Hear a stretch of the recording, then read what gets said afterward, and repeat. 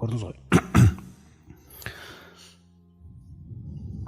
Сондықтан кешірім, Алла Тағаланың кешіріміне елену үшін тәуба деген нәрсені Алла Тағала бізге қалады. Ниса сүресінен андай аятта айтады: аузу биллахи минаш шайтанир раджим, валлаху юриду ан ятуба алейкум. Жалпы Алла Тағаланың сендерден қалайтын нәрсесі дейді, күнәдан өзіне қайтуларыңды қалайды.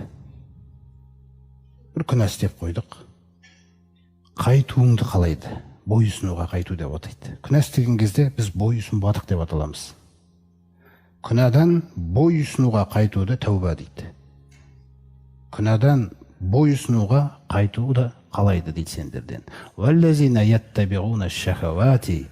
Ал енді анау шахаватқа ергендер, ол жаңағы интернеттің ішіндегілер, кинодағылар, қоғамдағылар, шахаватына ергендер, олар сенімен кездескенде не қалайды сенен? Антамилу мейлен азима. Сол күнәдан әрі қарай еңкейіп, сол күнәға жығылып кетуіңді толық қисайып кетуіңді қалайды дейді. Өйткені оларға сіздің ақыретіңіз бәрібір, өйткені ол өзі ақыретке сенбейді. Сондықтан біз қарау керекпіз.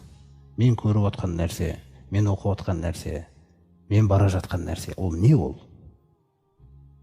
Бойұсыну ма, бойұсынбау ма? Осы нәрсе. Соған бара жатсам да Алла Тағала бөгемейді. Көрдіңіз ме? Бөгемейді, егер бізде өзімізде жаңағы сыйыну, осындай көмек сұрау деген ниеттер болмаса.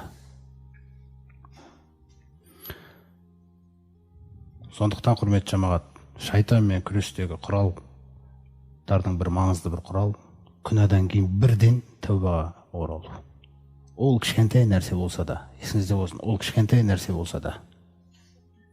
Абдулла ибн Масуд радиаллаху анху айтқандай, мұъмин дейді, өзінің күнәларын қалай көреді? Ол дейді, бір таудың етегінде отырғандай дейді.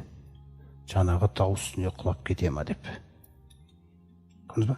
Ал күнәға үйреніп қалған адам, ол өзінің күнәсін шыбындай көреді, мұрнынан ұшырғандай.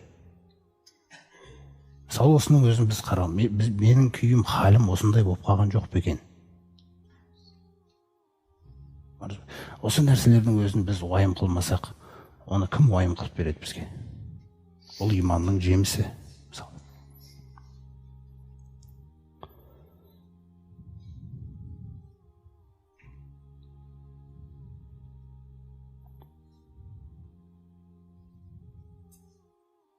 Мысалы біреуге қатты сөйлеп қалсақ,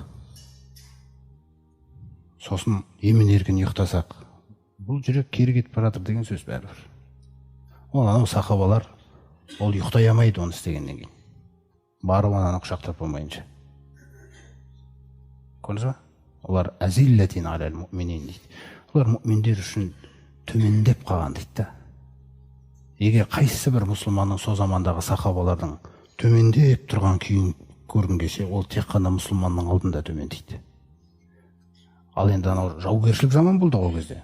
Дұшпанның алдында ол ешқашан ондай сыңай байқатпаған. Әғиссәтин алал кафирин дейді, керісінше оларға үстем болатын дейді олар, мысалы. Ал енді мұъмин бауырына қараңыздар. Ол өзіне қарағанда білімді ма, білімді емес, ол проблема емес. Ол төмендеп қалады дейді оған. Сол нәрсе біздің өз арамызда жүзеге асатын болса, ол үлкен нәрсе. Ол жүректің тазалығына әкеледі. Міне осылайша ақиқатқа қарсы келгендер, Алланың нығметтеріне шүкір етпегендерге қатты азап болады. Ал енді иман келтіріп, салиқалы амал істегендерге оларға толық кешірім болады дейді. Және де әжрун кабир деп сосын жәннатты айтады. Және үлкен сыйақы дейді. Ол деген сөз жәннат, өте үлкен сыйақы дейді.